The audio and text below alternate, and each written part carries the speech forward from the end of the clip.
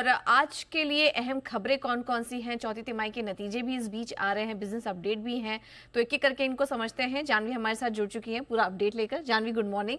तो सबसे पहले तो बताइए कि किन कंपनियों के नतीजे और बिजनेस अपडेट्स आए हैं, उससे शुरुआत कीजिए। बिल्कुल, गुड मॉर्निंग। अगर देखें तो नतीजों का सीज़न जो है वो फुल ऑन शुरू हो चुका है। अगर आज देखें तो ओरिएंट सीमेंट के नतीजे आए थे over the weekend.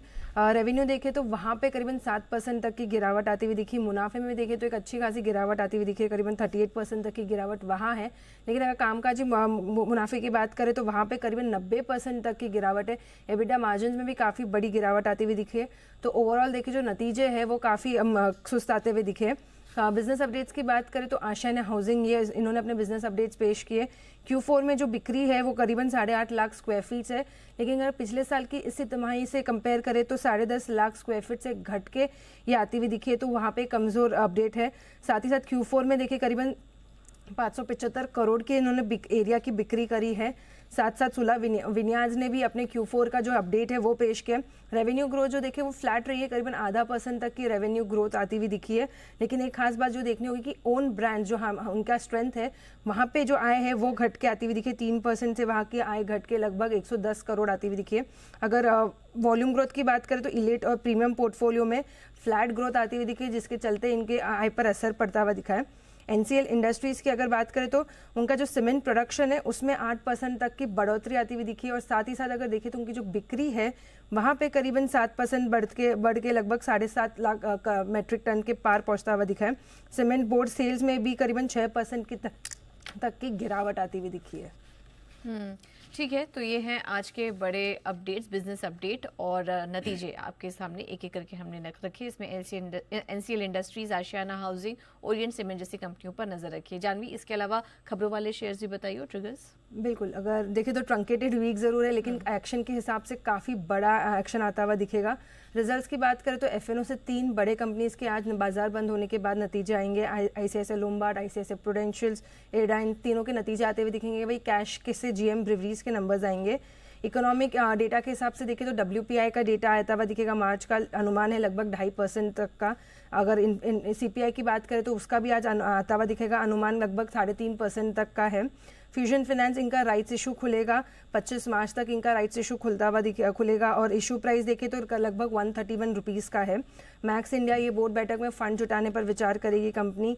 Ex date है क्वेस्कॉप के डीमर्जर की। 2 कंपनीज में इनका डीमर्जर होगा और 1:1 के रेशियो में ही फिलहाल डीमर्जर होता हुआ दिखेगा।